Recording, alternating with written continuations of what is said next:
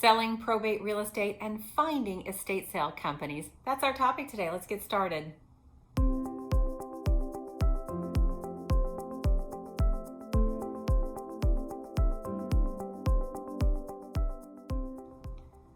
I'm an expert at helping executors and administrators with homes in probate.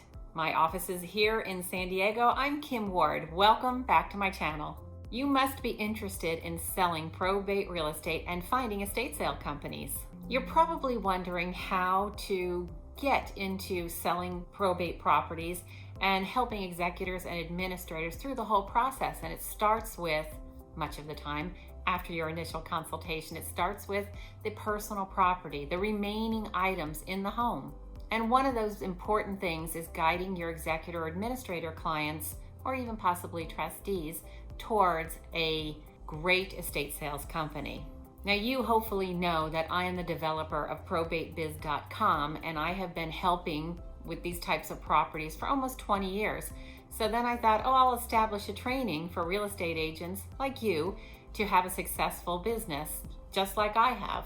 You may or may not know that when someone passes away, much of the time they leave a home, a piece of real estate, and in that piece of real estate is all their personal property. And that's where a lot of personal representatives that become responsible for a loved one's probate process really get stuck, because there's a lot of details. I mean, think about all the things that you and I own and what it would be like if all of a sudden we were gone and one of our children had to handle it. It's a lot. So the first thing is that I always recommend that the family, the friends, anyone that is interested in the mementos within the home, that they come in and they go through things, of course, with the permission of the personal representative, and they remove the things that are important to them before bringing in the estate sales company. And it's important while your client and their friends and family are going through all the personal property that you tell them, don't throw anything away.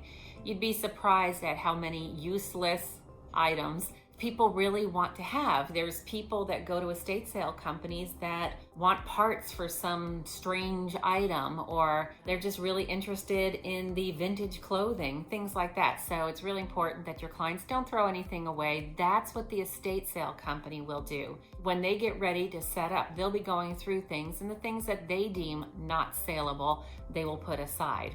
So just please recommend to your client to just let the estate sale company do their part.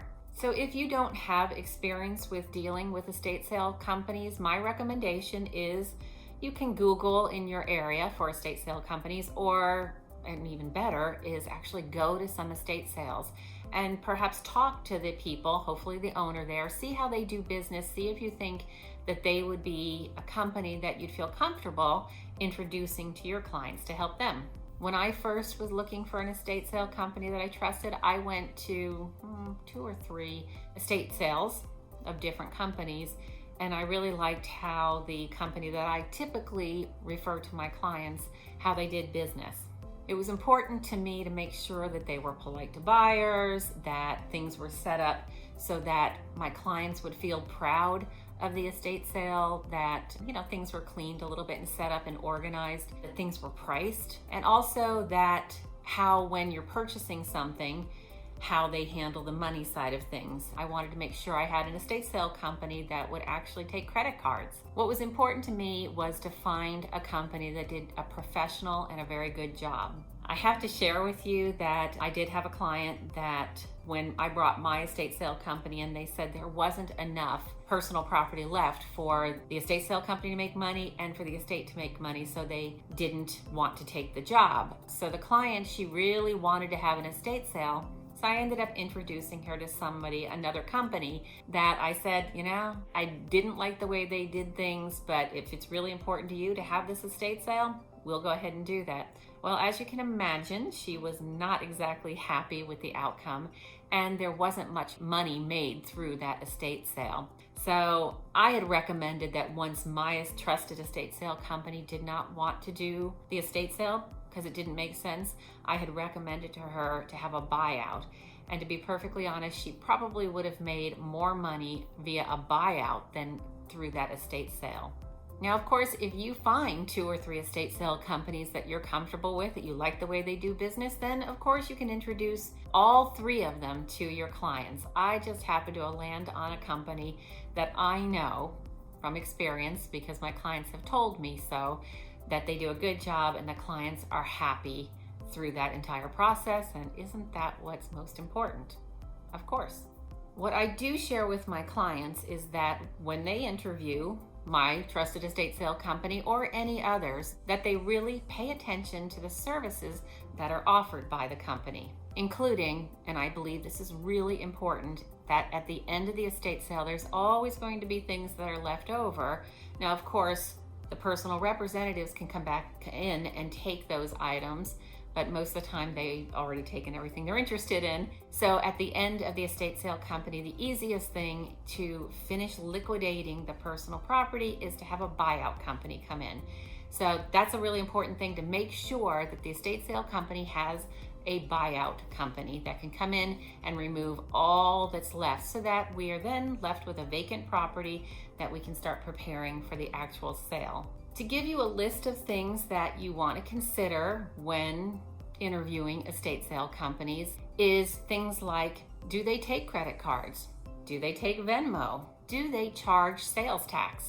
Do they bring in outside items into the sale? This is a big no-no in my opinion, because they are there to sell my clients' items, not leftover items from a different sale. So just please keep that in mind. How much do they advertise online, or maybe signs up around the home, things like that, prior to the sale? How many people do they have on their email list that they can then advertise the sale to, drawing those people in?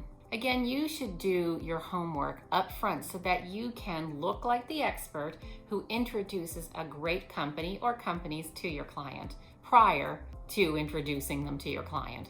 Of course, you want to have a great company take care of the sale, because the bottom line is you want a vacant home that you can then prepare, market, and sell, so that you can be reimbursed for the time and energy and expertise that you're putting into helping through the probate. And I really recommend that your client get a copy of the contract and read through it thoroughly before deciding who they want to hire to help them to sell the personal property, just like they would when they interview real estate professionals like us. They're going to want a clear contract with accurate information, and if there's anything on there that they don't like, then it needs to be addressed prior to signing the contract. I hope you found this of value. Check out ProbateBiz.com. That is my online training, so that you can really be an expert at helping executors and administrators through the entire process of selling a home in probate. Thank you for watching. Feel free to put those comments below. Like, subscribe, hit the bell button.